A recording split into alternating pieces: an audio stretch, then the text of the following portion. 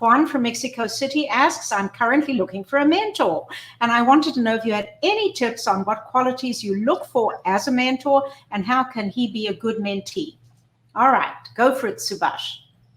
So that's a really great question, because I think the mistake I made earlier on in my career was looking for mentors who were just like me and thought the same way I think.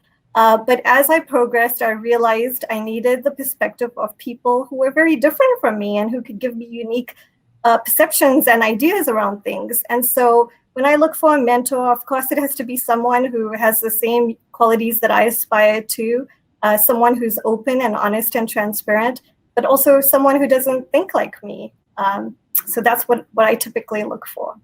And I think that's actually risky, and it's very good because it pulls you into areas that you would not have been in otherwise.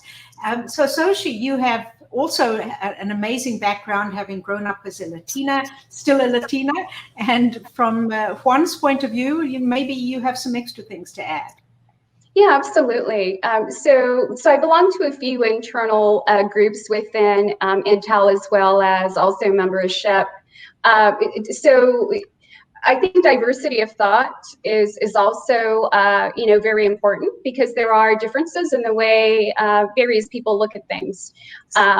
I mentor a lot of Latinas internally, within Intel, and then externally, and a lot of it is really providing coaching, right?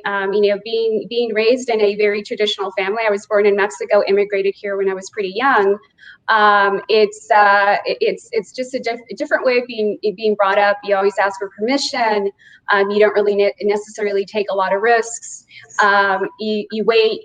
You raise your hand. You wait quietly to be acknowledged. So the tooting your own horn, I would say advocating for yourself isn't something that, if you're brought up very traditionally, you necessarily do. So I completely agree with Subhash on getting that different perspective, getting comfortable with self-promotion, getting comfortable with taking on initiatives or projects that you might feel you're not 100% capable of doing. And I think it's something that I do, and I think it's something a lot of women do.